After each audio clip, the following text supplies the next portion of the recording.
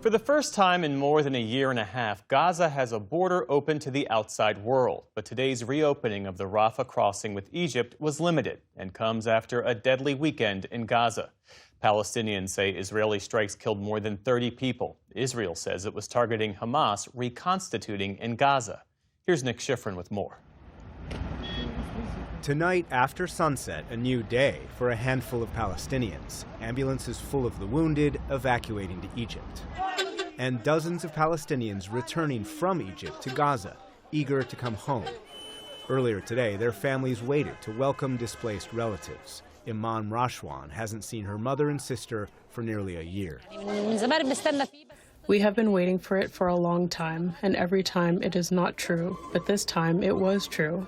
I hope that the crossing will open, God willing, not just for 50 sick people to return or leave. God willing, the crossing will open for everyone.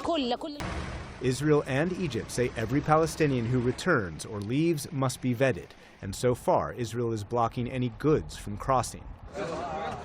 The lucky few approved to leave, a fraction of the estimated 20,000 Gazans in need of medical care.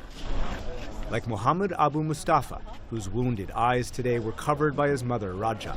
The family says an Israeli strike blinded him as he waited for food to fight the family's hunger. For 2 years, we have been waiting for the crossing to open, and now the Ministry of Health called us, telling us that we will travel to Egypt in order to complete his treatment.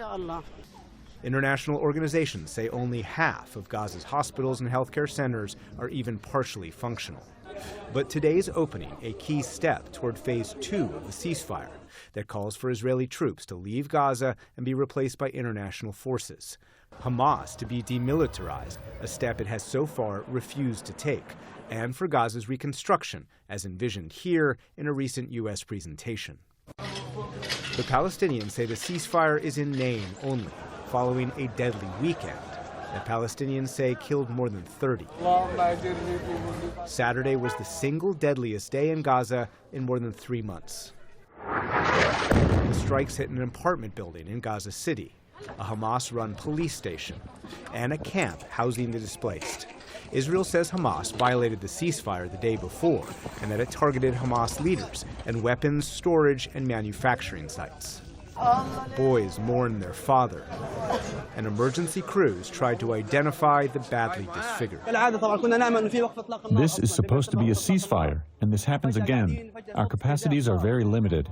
We need proper machinery, equipment to help us save injured civilians and bring out the martyrs' bodies from under the rubble. The UN says that 80% of Gaza's buildings are largely rubble. The U.S. hopes that Gaza's future in the next 3 months includes a surge of humanitarian aid and a new rebuilding plan. But until then, the displaced and death are still Gaza's present. For the PBS NewsHour, I'm Nick Schifrin. Support journalism you trust. Support PBS News. Donate now, or even better, start a monthly contribution today.